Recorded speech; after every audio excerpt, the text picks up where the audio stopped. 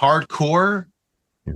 man, I think relentless in your daily pursuit of your goals.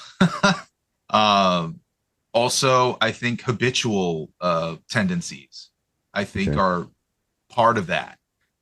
I would say, for example, my experience with like doing audio engineering and working long hours is, that kind of work is pretty hardcore. There were days where I was up for like 72 hours because, Oh, that's rough. my job at Good Morning America was very much hard to deal with on a timely schedule. You'd have to be there at 1 a.m. You'd probably get out at around like 10 a.m. And by that time, the sun's out, it's almost noon, and you want to keep staying up because you're just full of energy from the sun. Yeah. And so you start taking jobs that are right after work, and you're just like, okay, let's do this one. And then by the time you get back home, it's really late. And then before you know it, you have to be back at broadcast at 1 a.m. again. So that That's was nuts, really dude. difficult. That was really difficult. That was hardcore. My It's a hardcore experience, schedule. yeah, that's definitely an example of a hardcore schedule. I think though, people can be hardcore about many things, and work schedules is just one of them. Yeah. You could be hardcore about family and like, but be a devout father or mother and make the best out of your child's, experiences in life. That's also a version of being hardcore. Yeah. What does it mean for you? I don't know, is a really good point. I'm glad you tied that back around to something that is really actually positive. I mean, we're talking about, your work schedule, how that's a hardcore schedule that's not easy to adhere to because it really disrupts everything else in your life, and your life becomes Um, centered around that kind of a crappy schedule. Um, but then you tie it back to family, how you can go in hardcore with other things that are maybe healthy in life. And you want to be a good a good spouse first and foremost, in my opinion, because if you're not a good spouse, and everything else falls apart. You guys who are married out there.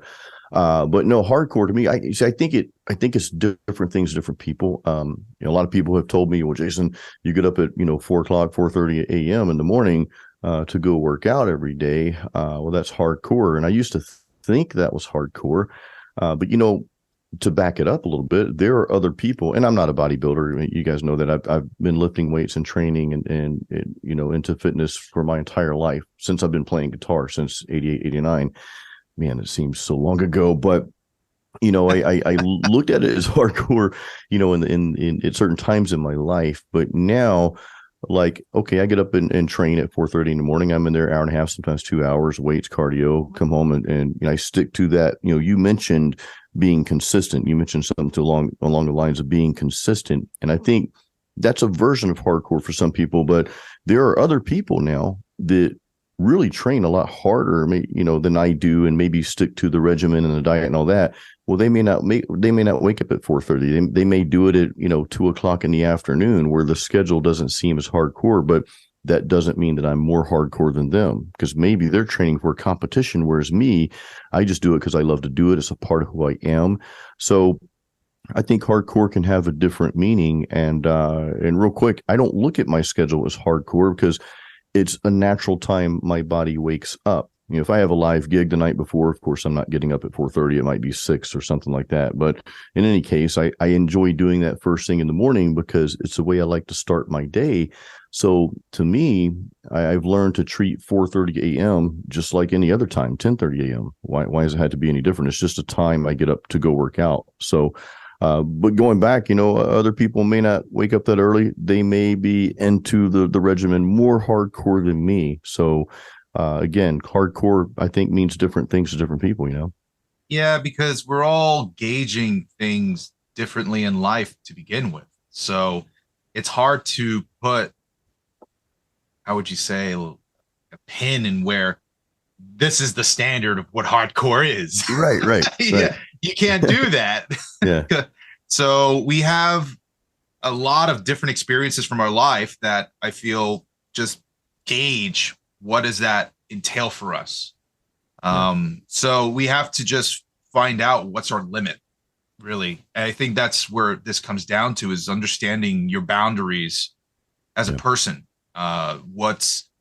What's the absolute most that you can handle at capacity, and sometimes that's harder than it sounds to find. I mean, it's easier said than done. You know, this is kind of a thing where you have to go and test yourself in life to see to what extent you're willing to go in that route. And it was actually, if I, continue that story of being an audio engineer at Good Morning America, was actually one of the reasons when the pandemic hit, I decided to leave because I realized how much it was actually taken away from the things that I actually valued in life. They want you to Um, come back. You're like, no, thanks. I don't want that schedule. no, yeah, they wanted me back, and I said, that's just, I'm not that interested in that work anymore. I wanted to do different things, and by that time, we were already working on Mental Mastermind. I'm working on my music, and I Yeah. said, I love engineering and stuff like that, but I actually love being an artist more. So that's something I really wanted to focus on. So, uh, that was a part of my life that needed, reevaluation, and what Yeah. I was willing to go more hardcore for. So yeah, it's a game of balance, and people will have to just go through it to get to it in a more simpler sense. And I think we need to focus on the result more so than, because I think sometimes people like to wear a badge of hardcore. Well, I'm hardcore. And they put things out there on social media, their best, Oh of yeah. course, and that's the world we live in. And, when you're talking about hardcore, again, it's different for everyone. And you can't really, Ken, you and I have talked so much. And I think we started our first or second podcast with this about comparing yourself to other musicians and to other people in general. You guys, this all ties into music as well. It ties into being a musician. Are you hardcore enough to practice, 6 hours a day, or why not 16 hours a day? Well, what is the result going to be from that hardcore thing that you're doing? I mentioned earlier my Right. workout schedule. I'm not looking to be Mr. Olympia, right? So I'm not looking for that result. My result now is, like I said, I'm kind of an older dude. I'm 40. I'll be 48 in May. So my result I'm looking for is to be strong, to be muscular, but also have longevity and health, which I have. So I want to maintain that. You know what I mean? And I know I had to exercise to do that. So,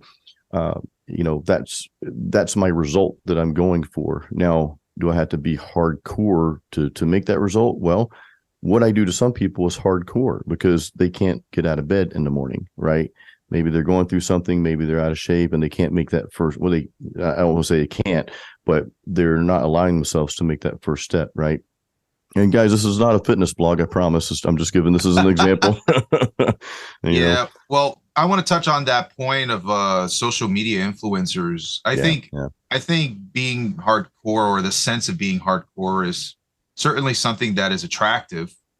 I sure. feel it makes people, I guess, on the inside feel empowered Yeah, about doing something a lot. That's certainly something where you can wear a badge of honor in a sense if you're, really rocking it. I mean, people are killing it out there, yeah, and yeah, all the more power to them. I think that's great. I also recognize, though, that the messaging behind that is not always the healthiest, because sometimes, when somebody says a certain message, and this is something that we try to be very conscious of, is how we deliver that message too. Because if you say something like, "Oh yeah, you got to get up and you got to just work your ass off and do the thing in order to make it happen," that's great, but there's also nuance to all of that.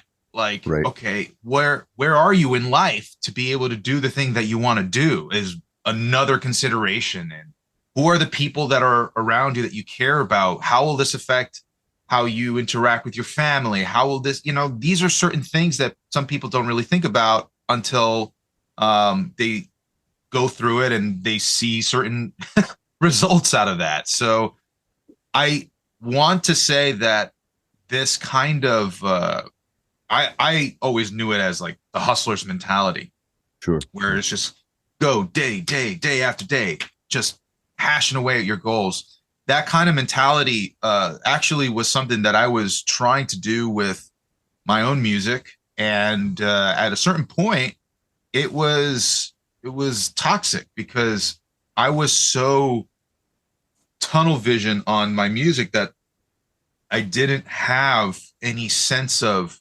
balance to how I was moving through in my life, and I felt like I was just kind of making the slope a little steeper for myself, Yeah. and it was harder to get out of. So those kinds of mentalities are good to an extent. I think you have to always take a step back and say, all right, well, is now the time to work or is now the time to rest? Is now the time to bond? Is now the time to learn? What is it that your season is right now, which is something that our good, friend and mentor Leah McHenry used to say, which is, what season are you in? Are you in a, if you're a musician, are you in a composing season or are you in a marketing season? Yeah. But this can balance through a lot of things in life, right? So you're thinking, am I in a position where I need to work more because maybe I'm slacking on what I want to achieve in life? Or does that entail me having to regroup and reassess where I'm currently at right now and restructure my, I guess, my core fundamentals? Those types of things are super important, and you can't just disavow that because you want to be hardcore.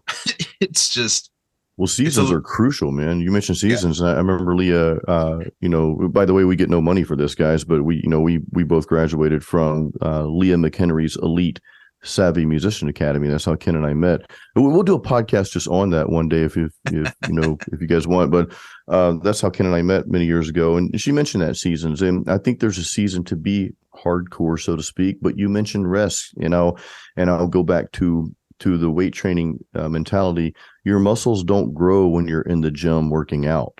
A lot of people are like, I'm just going to push it to the extent. It's good to push yourself. I'm a big believer in that, but that's not when your muscles are growing. If you don't give your muscles those time to rest and recover, that's when they grow. When you're sleeping, when you're eating, you're refueling them with appropriate nutrients, the appropriate amount of protein and so forth, and rest. That's when they grow. If you just continue to be hardcore and work out all the time, work the same body parts all the time, you're probably going to get diminishing returns on the time invested. So you do have seasons, Ken. You and I are both working on an album right now. We're both kind of, you've got the Homeric release. I've got the album Overcometh. Who knows? We might release this stuff at the same time, man. But right now we're in a phase of kind of like, you've already recorded all your parts, I believe. I've still got some stuff to record, and we're kind of finalizing everything.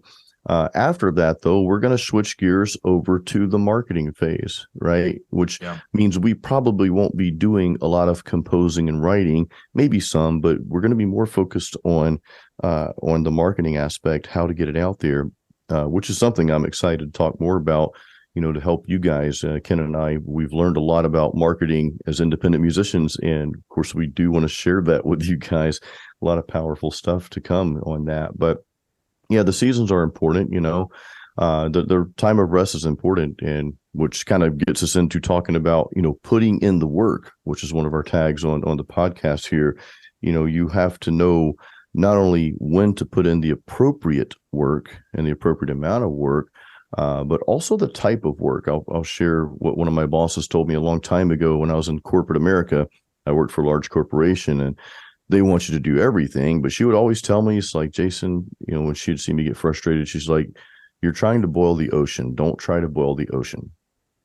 Yeah, that's a great line to walk away with, because we sometimes are impatient with the process, and this sort of thing just takes time, especially if you're going to be an indie musician, you can't expect overnight success. I tell my students every time, you're going to go down this route, it's a 10-year minimum.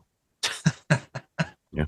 It's a 10-year minimum. And that they look at me and they're like, oh. And I look at their faces and I said, yeah, but you know what you get? You get your independence, you get your freedom, you get the ability to control what it is that you want to do with your music. You have nobody, holding this over your head. That's priceless in my opinion, but it comes with hard work, and It does. it is a bootstrapping mentality of, okay, I'm going to start it as a grassroots type of movement here, and we're going to build. And putting in the work means just a little bit every day, just to make progress in some way, shape, or form. But you can be methodical about that. You can say, today, I'm just going to focus on writing like this verse. Tomorrow, I'll try and write a chorus. And by the end of the week, maybe I'll put a song together. Maybe the week after, what I'll try and do is I'll organize time. And you're blocking out time to do this, of course. You want to make sure that you do something like that, so that when you are within the scope of a certain amount of time, your mind is put, under pressure to make something happen within that time. So you have a series of sort of cascading events that I guess you can say you can reverse engineer. You want to make an album. How do I make an album? What are the steps that I need to do to make that album? And you start tackling just, what's on that bullet list. And just little by little, you're putting in the work. Putting in the work doesn't mean you have to tackle every one of those things at the same day. That would be the equivalent of trying to be hardcore. Yeah, that'd be a disaster. But that could be a disaster. Sometimes there's good days and you have those moments where you can make things happen, or you get a lot of that stuff done. But it's not always going to be that way. And most of the time, it's going to be slow. So you have to be patient with yourself and patient with the process, knowing that this is all for the sake of trying to make something great. And you don't want to, and I love this phrase, I like to think of making my music as baking it in an oven, because an oven takes time to cook the meal, right? I don't want to make my music feel like it was a hot pocket in a microwave. In a microwave, yeah. No. We don't like that, because it's just, hot pockets are great for a momentary satisfaction, but they are not a memorable meal. Listen, my wife cooked a roast yesterday in the crock pot, and that thing took, not a lot of effort to prepare it and all, but that crock pot roast, man, it just sat in there for like a good 6-7 hours. And it was so good. Just, oh man, I got some leftovers for later, by the way. I wish you were here, Ken. I'd share it with you. But, you two points to what you're talking about. One, sounds like if you listeners missed I think it's our very first podcast when we talked about scheduling. You mentioned scheduling. You've got to schedule these things out. You can't just, reach for the pie in the sky. It's like, well, I want to do all these things. Okay, I'm going to do it this way. Well, if you don't schedule it, if you don't write these things down, and, we don't care if you use a Google Calendar, Apple Calendar, or if you want to go old school and just write that stuff down on a piece of paper, as long as it's something you're going to see on a daily or at least weekly basis, and you're going to stick to that. Right. Because like you said, you have those days. Yeah, we have those good days. Usually Mondays are my workaholic days, my quote unquote hardcore days. And my wife knows that I'm probably going to work 12 to 14 hours those days, but realize that the next day may not be that way, right? It probably won't be that way. And it may not be that way the next few days after that. So don't let yourself get discouraged if it's not like that, if you can't keep up that quote unquote hardcore momentum, because consistency is going to beat hardcore every single time. Right. Yeah. And there are ways to help keep you focused. For example, my music comes with quite a bit of artwork. So a way that I always remember to put my music in the forefront of my focus is I have my artwork as my wallpaper on my desktop. I always see it every day. I turn my I like that. computer on. That's So awesome. it's just a reminder, right? And some people, they like sticky notes, or they like motivational cards, or they like motivational posters that they frame on the wall. Whatever that is for you, that is a method of always remembering to recenter what it is your main driving focus, right? So have some sort of way to display that every day in front of yourself. That's going to help you keep on track, right? Putting in the work means, yes, you're working. It doesn't mean that you're just staying busy. It means that you're making efforts to progress. So you want to be sure that what it is that you're doing on a daily basis, and maybe it's not always daily, but it can be every other day you're attributing something, but you're always measuring yourself against yourself, what you're doing to make your goals happen. You have to do that. I mean, there's no way around it. You have to really dedicate to saying to yourself, okay, this is something that I want out of life. And I know that going to my job just on a daily basis is going to eat away at Oh, something that I'm trying to do at life, right? it's gonna suck, right? It I mean, it does. It Like does sometimes, yeah. some people enjoy the work. I do enjoy my work, but at the same time, every time I'm at work, I'm not working on my work that I want to do, which is my music. Yeah. So I'm very aware that all of that is going to take away. So I have to put more work to making it happen. Yeah. It's Makes just you sense. have to you know, when you're at home, yeah, there's totally a time to sit back and relax, and many times we're very tired after work. I understand that, but Yeah. you have to find some way to make that effort to hit your goals. One of the ways that worked for me is I choose to work my job in the evenings because during the day I have more energy to work on my music. So that helps me a ton. And that's something that some people may have the luxury of, some people may not. If you're a person who has to wake up early to go to work and you have to find time after work, then I would try to find where in your weekly schedule you can dedicate just a block of time just to make that your day to work. Maybe for some people it's the weekends, but for me, the weekends are times where I like to spend with my significant other because Sure. since I work in the evening, she works during the day. We don't really see each other during. So that's when I dedicate time for rest. But during the week, I do, during the day, my own projects, my own music.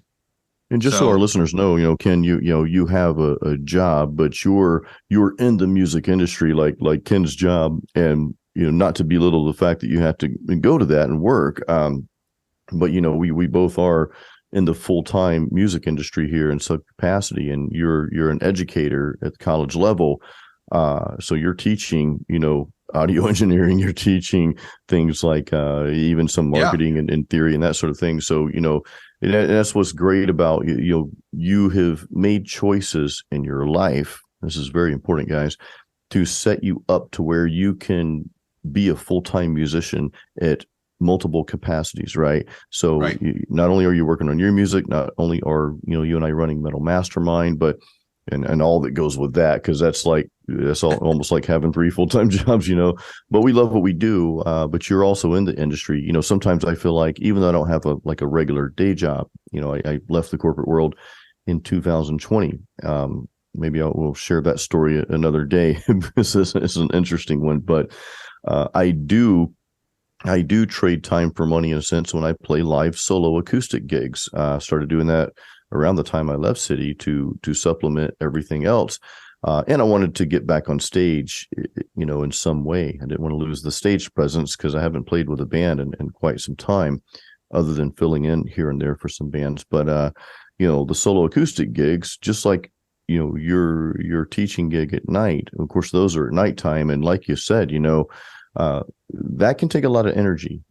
Sometimes the Yeah. gigs are late, and the next day I might not feel like doing much of anything. I'll wake up anyway and go hit the gym, but after that I might come out going. I'm like, man, sometimes I just want to have a couple beers by the patio, or just watch some TV with my wife. Her and I spend a lot of time together as well. So going back to the rest, guys, you need to structure things where you have phases for the quote unquote hardcore work. And I really don't even like to use the term hardcore, because again, it's different for everyone. And someone might say, well, I'm more hardcore than you are.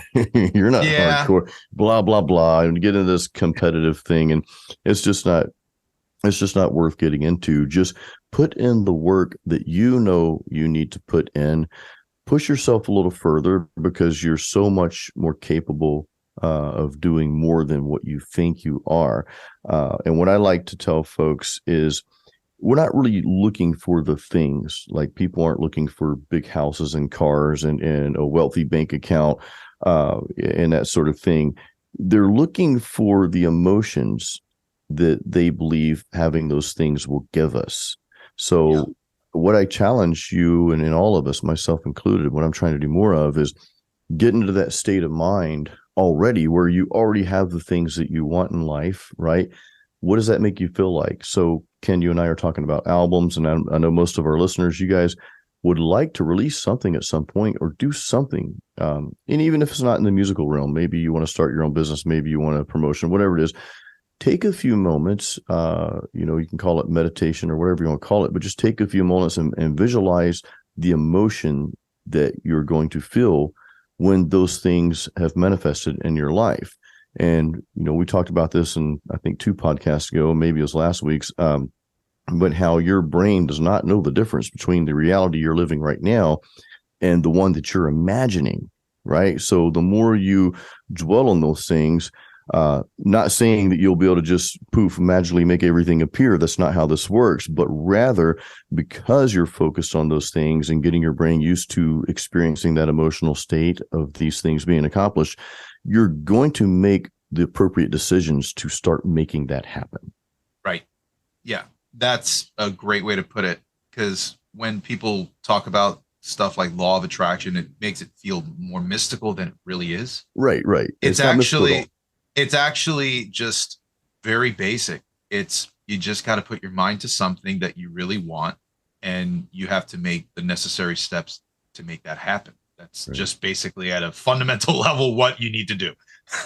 Yeah, So you're absolutely right. Like we talked about in our first podcast, we said that you want to plan, execute, and measure the results. yeah, That's how you move forward in life. And whether you yes, choose to meditate or dwell or whatever, you need to plan those out. And Ken, you brought this up earlier, man. You've got to make the plan for those different phases of your album or whatever it is that you're doing.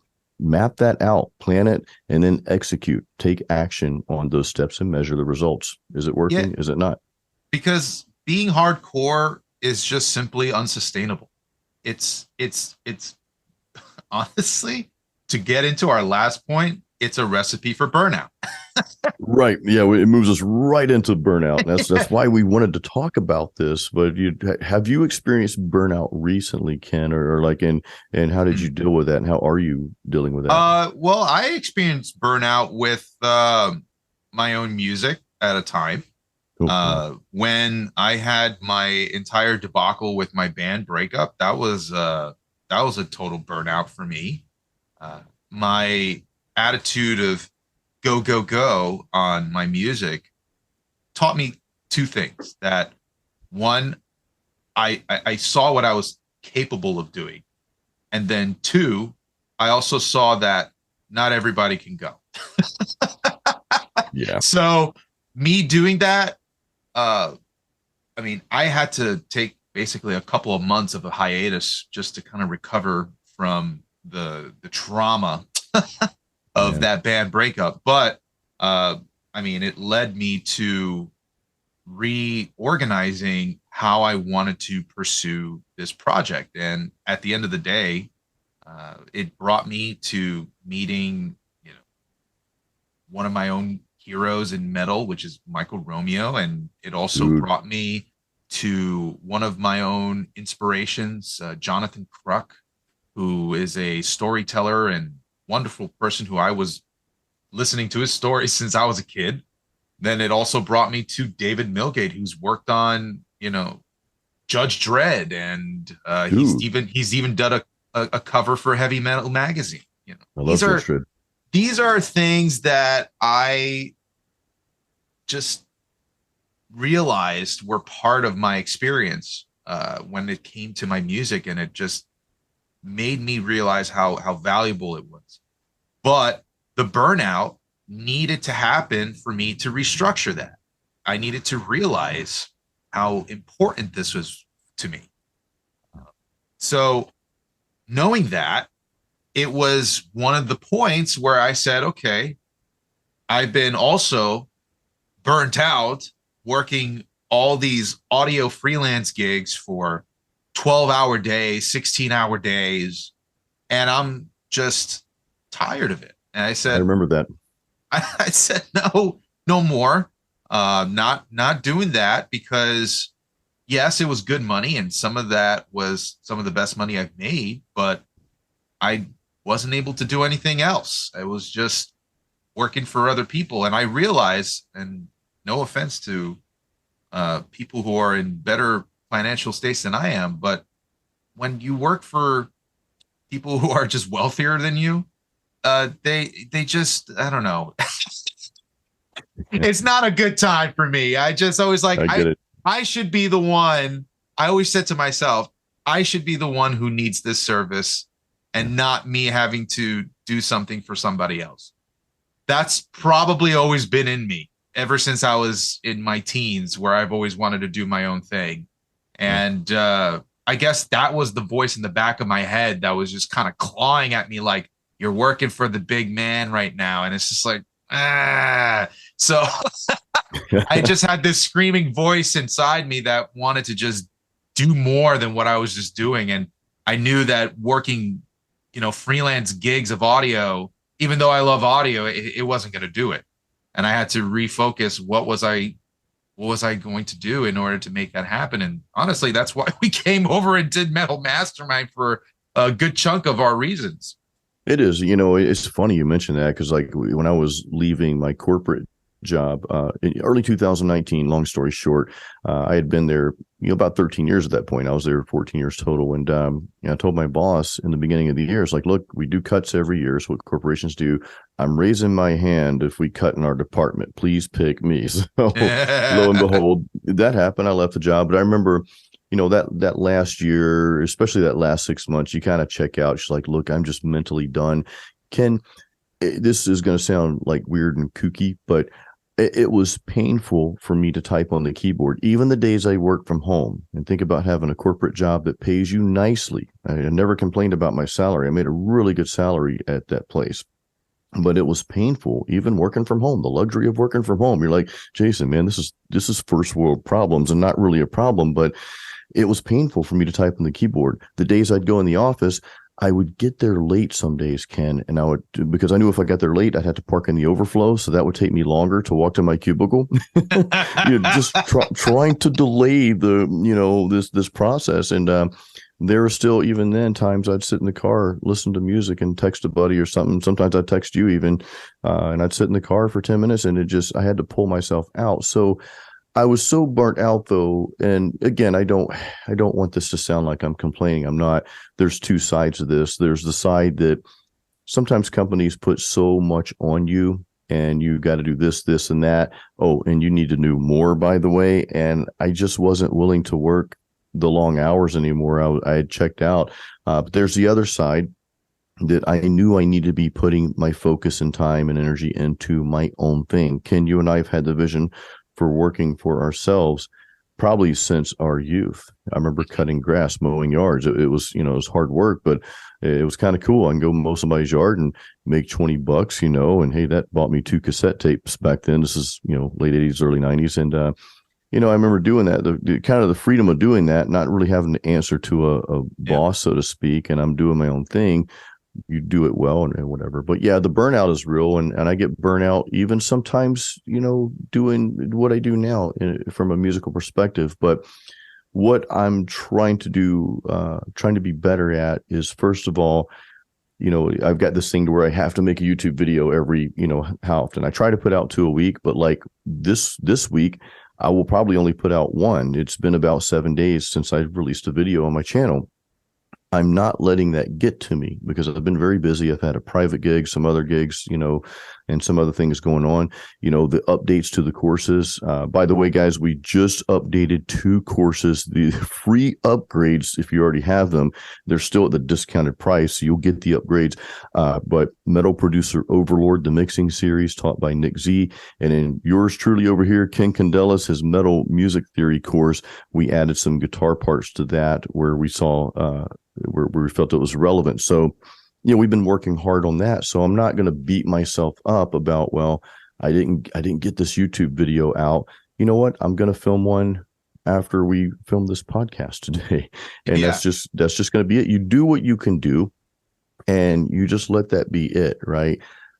So I'm really just trying to live more in that moment and not be in this, we got to rush to get all this stuff done. Oh my gosh, I'm not there. I'm not where I want to be. And just, take a moment to focus on what you're doing, what needs to be done at that very moment and nothing else. That's it. Right. You have to always take a step back and just realize, what is the thing that makes it feel like it's burning out for you, and try to understand where it's coming from. Because if you just ignore it and you just keep trying to push through, it's just a bottled up problem that's going to explode, and you might explode onto, somebody that, you care about and you didn't really mean to get upset at them. And, it's not a good day. So you want to just, when you feel that sense of, oh my God, this is a lot. And why does it feel that way? Are you doing too much right now? Is there something that you need to put off so that you can focus on making this other thing happen? Yeah. It's all, or sometimes, if you're, business owners will understand this. You can only do so much. Sometimes you just need to delegate. Right? So that might be a sign that if you are growing, you might need a team member to help you out. And that's, that's a good thing. It's a good problem. Yes. Yeah. So very good problem to have. Yeah. You want to just keep constantly assessing your mental state of where am I right now? And, this is not something that is necessarily always a very conscious effort, but I think on a day-to-day basis, it's good to be aware of it and just to say, how am I feeling today? Am I rested? Do I have what I need to get what I want done today? Yeah. What's an obstacle that's in the way that I need to tackle today in order to make what I want to happen tomorrow? Those types of things are ways that we can help just shift our focus from feeling like we're just being a victim of, circumstance and just, oh, we can't get it done today because XYZ, versus, okay, how am I going to just make this happen so that I can make this next thing that I want happen, being a problem solver. That kind of mentality will get you really far in life. So I strongly, for anybody who feels like at the time right now that they feel like they're burnt out, just reassess. And maybe you just need it. Maybe it just requires that you just need a day off. And, I was at a bar maybe a couple months ago, and I was talking to the bartender, and I was with some colleagues from the college, and I've seen this guy at the bar like several times all the time. And we asked him, he was just like, hey, like, do you ever get a day off? He's just like, no, I've been working like 7 days a week for a month and a half straight. Wow, dude. Wow. I said, you need to get a day off tomorrow. Yeah. You need to make time for yourself because, okay, yeah, the money's good, but like, what are you getting out of it? Like, you're just working at the bar every day. Yeah. So, what are you doing with the money that you're making from that? That's just, I realize, and like I love guys like Gary Vaynerchuk and stuff like that, but Oh, I'm a big fan I of Gary Vee. Yeah. I realize, and tell me if I'm wrong, Jason, but when I've noticed Gary change his messaging over the years, going from earlier being, Yeah. hey man, it's all about making it happen and hustling, doing the thing right now, to focusing less on hustling and more on attributing happiness. He talks about that a lot. Yeah. One thing that he used to always put out there, because people would judge him, and I'll kind of paraphrase real quick, but people would judge him like, well, how can you work all these hours? That's unhealthy. And Gary says, look, this is my truth. Your truth may be different. And this is really where we come into assessing what's best for you and your situation and circumstance. Maybe you're trying to get out of debt, for example. So you're going to bust your rump for 3 months, maybe 6 months. Maybe you don't take a day off, because at the end of that, you've done the calculations and you'll be debt free and you can kind of pull back a little bit, right? Or maybe you're saving for something. So that goes back to our seasons. What is your season right now? Only you know that. I can't tell you. Ken can't tell you, well, you need to work more hours on this, or we can't tell you you need to not work more hours on this. We can only tell you that you have to be honest with yourself, brutally honest with yourself, and assess, like you said, Ken, reassess your life, your schedule, write down what truly needs to be done to get me closer to the goal. You mentioned earlier, Ken, a lot of times we can fill up the notepad with to-dos, but you know what, guys, you can run in place really fast, put forth a lot of effort, burn yourself out, and not go anywhere. That's the truth. Going back to Gary Vee, though, he said, this is my truth. Okay. I work a lot. I love it. And I make it work with my family. Okay. It just works. That's my truth. My truth may not be your truth. But that said, now I have seen a little shift in the messaging. He's always kind of, mentioned doing what makes you happy and that sort of thing. But I'll go a little bit further than that. And it's kind of the same thing, I guess, Ken, is what you and I do. Learn to love the process. And I think how you do that without getting burnt out is going back to visualizing what's the emotion that you're going to feel, that you expect to feel as you accomplish these goals that you're working on. You and I, what's the emotion of my album Overcometh and your album with Homeric? What is our emotional state with that being released and it's out there and you're getting the feedback from people like, man, Ken, I love this album. This is so cool. So I think that emotional state is where we need to try to stay in order to love the process, to love the journey along the way. And it doesn't feel so much like work. And on top of that, I think you're able to micro focus on one thing at a time instead of worrying about, well, I've got all this to do. How am I ever going to get there? You get there by taking the step one, which is right now, today, after you finish this podcast, break out that notepad, maybe go back and listen to our first podcast on planning, right? Plan, execute, and measure results, and just start making the steps and just, okay, here's the first step, execute.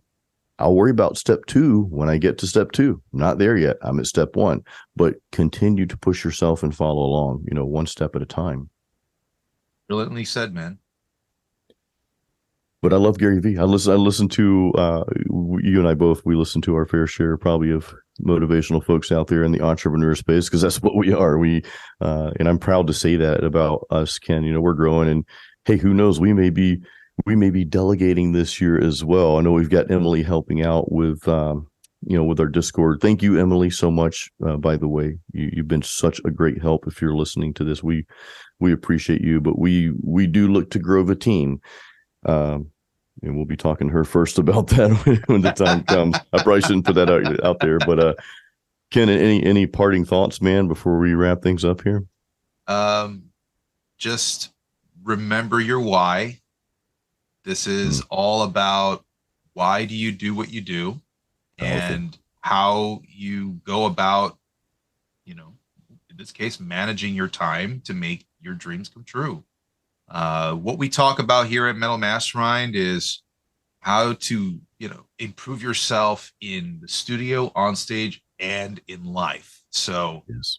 by listening to our podcasts, it tells us that you're interested in self development in a way that is going to help bolster your fervor to make whatever it is in your life that much more enriched. So take that as you will. Don't forget why you do what you do, and just live aggressively. Be sure to listen to the entire podcast on metalmastermind.com. You can just click on podcast there, or go to Spotify or Google Play. There are links in the description of this video. I want to say thank you so much for supporting and being a part of Metal Mastermind. And hey, drop us a comment if you have some things that you would like for us to cover in future podcasts. We'll see you on the next show. And remember, create your own sound and style.